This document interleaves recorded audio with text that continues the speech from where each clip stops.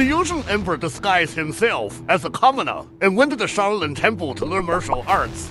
But he was turned away because the temple only accepted disciples under 14 years old. Unwilling to give up, he ignored his imperial status and knelt at the gate of the Shaolin temple, enduring heavy rain and scorching sun, showing its determination to learn martial arts. After kneeling for 2 days and nights without eating or drinking, the abbot of Shaolin finally relented. He gave Yongzheng a task to carry 50 loads of water and 50 loads of firewood up the mountain each day.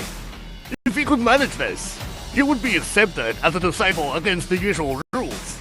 Overjoyed, Yongzheng accepted. Though he had learned martial arts in the palace, he had never done such physically demanding work. In the first 2 days of carrying water, he often spilled the buckets halfway up the mountain, drawing ridicule from his fellow disciples. However, after persisting for 100 days, Yongzheng finally became an official lay disciple of Shaolin. Some senior disciples were puzzled and asked why someone from a well-off family would endure such hardship at Shaolin.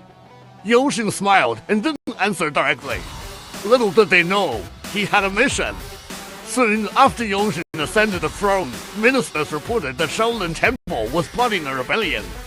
Knowing the Shaolin monks' martial prowess, Yongzheng decided to infiltrate the temple and master their skills. During a small martial arts competition at the temple, Yongzheng inadvertently used the Great Desert Divine skill taught by his master. The abbot noticed and called Yongzheng out, testing his martial arts skills.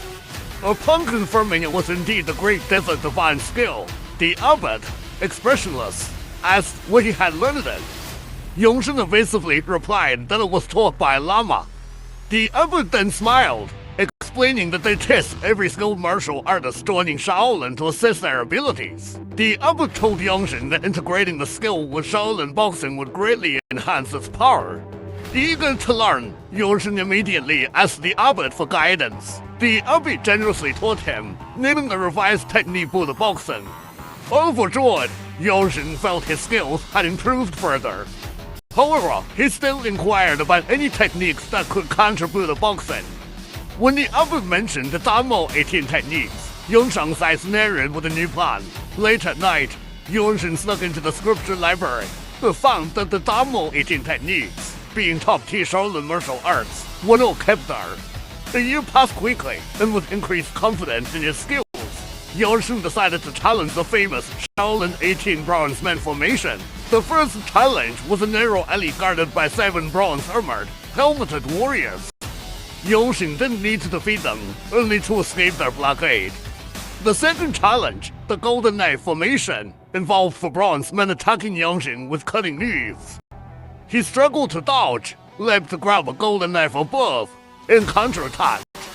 Passing the stage meant disarming all 4 bronze men. The third challenge, the Golden Staff formation, had the same rules, but tested long weapons instead of short ones. The fourth challenge, known as Shaolin's first Ghost Gate, had claimed many disciples lived since the temple's founding. In tested entrance, challengers had to stand in a horse stand facing away from a golden bell and withstand 5 strikes. Standing before the bell, Yongzheng channeled his inner strength and used the Shaolin Golden Bell shield. The first strike barely phased him, but by the second, he was spitting blood. As the remaining 3 strikes hit, he became semi-conscious.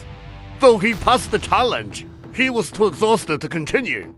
Unwilling to accept this as his limit, Yongzheng decided to keep visiting the scripture library, hoping to learn the martial arts if he couldn't find the Damo 18 techniques. During this period, to counter the iron armor of the bronze men, Yongzheng diligently practiced the Iron Palm technique. After 6 months of intense training, he decided to challenge the formation once more. Dear brothers, this is my last meal at Shaolin Temple. According to the rules, the 18 bronze men formation allows checkpoints, so Yongzheng can start directly from the 5th stage. The 5th stage of the bronze men formation tests the physical endurance of secular disciples. To pass this stage, one must withstand dozens of hits from wooden sticks. Without solid foundational skills, there's almost no hope of passing. The 6th stage of the bronze men formation is also a narrow alley, but unlike the first stage, it is filled with traps. Heavy boulders and sudden flying iron rods can become deadly weapons. After passing the traps, there are 2 bronze men blocking the way. However, for Yongzheng at this point, bronze men alone are no longer a challenge. The 7th stage of the bronze man formation is the golden spear formation. The rule is similar to the golden sword and golden staff formations. Yongzheng only needs to discern the bronze men to pass. The 8th stage is the sandbag formation, known as the 2nd ghost gate of the bronze man formation. Yongzheng must stand in a circle surrounded by sandbags and bronze men attacking simultaneously. This stage tests one's ability to fight multiple opponents. As before, although Yongzheng passed, he was too severely injured to continue the challenge. Yongzheng saw hope and continued to practice martial arts tirelessly, day and night. One night, Yongzheng suddenly woke up from a dream. 3 years ago, on the 5th day of the 5th month, he had instructed his minister to come for him in 3 years. Isn't that tomorrow? Yongzheng gritted his teeth and decided to break through the bronze man formation before leaving. Early the next morning, he entered the gates of the bronze man formation for the 3rd time. The 9th stage of the bronze man formation tests the ability to root oneself to the ground. Yongzheng leans against the wall of sharp spikes while a bronze man can attack him freely. If his stance is unstable, the sparks will pierce his body instantly. The 10th stage tests the ability to locate by sound. Yongzheng must sit in the center of a platform, close his eyes, and listen carefully. If he accurately determines the positions of 5 coins thrown by the bronze man, he passes. If not, he will be struck by heavy sandbags. The 11th stage tests the comprehensive combat abilities of Shaolin disciples. As soon as Yongzheng enters the hall, hidden doors open, and several bronze men attack him. Fortunately, with his martial arts skills, Yongzheng is unfazed. The 12th stage, named the Dragon and Tiger Hall, is the 3rd ghost gate of the bronze men formation. Yongzheng must stand on a smooth circle while the bronze men strike him with 18 blows, targeting his head, back, chest, and even forehead. Regardless of the hardness or vulnerability of the body parts, the bronze men show no mercy. After enduring 18 blows, Yongzheng is exhausted. He forces himself to the 13th stage of the bronze man formation.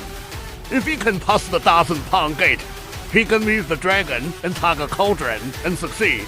Just as the gate is about to open, the Shaolin abbot suddenly appears and orders the disciples to close the mechanism. Yongzheng falls to his knees, not understanding the situation. The abbot then orders the disciples to remove the fire dragon cauldron. As the gate opens, several court officials appear. Yongzheng realizes his identity has been exposed. Yongzheng is in agony. He kneels and begs the abbot, pleading that regardless of who he is still a Shaolin disciple and asks to attend the final stage. The abbot sternly refuses, saying that Shaolin cannot bear the responsibility if anything happens to him. Yongzheng, devastated, pounds the ground in frustration.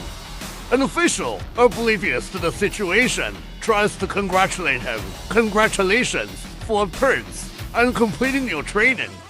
Feeling deeply humiliated, Yongzheng slaps the official. The insensitive official deserved it. Returning to the capital, Yongzheng remains resentful. The next morning at court, the governor of Henan presents a report, claiming that monks of Shaolin Temple are secretly collaborating with the 8 heroes of Jiangnan, including El Xinyan and Bai Tai, planning rebellion. The situation has become serious. Although Yongzheng was mentally prepared, he is still caught off guard by the news. However, the Assistant Minister of War reassures him, saying the Ministry of War has developed a new, extremely powerful weapon called the Blood Dropper, capable of taking heads from 100 meters away, perfect for dealing with them. Yongzheng is overjoyed. Resentful towards Shaolin for denying him the chance to pass the bronze men formation, he immediately orders Li Wei to produce the blood drippers in large quantities to annihilate Shaolin. This is the story of Yongzheng in Shaolin Temple. The disputes between the Qing Dynasty and Shaolin Temple are tales for another time. Well, that's all for today. If you like my videos, please give a like and subscribe for me. I will see you in the next video. Wishing you a bank account as full as your heart on your birthday.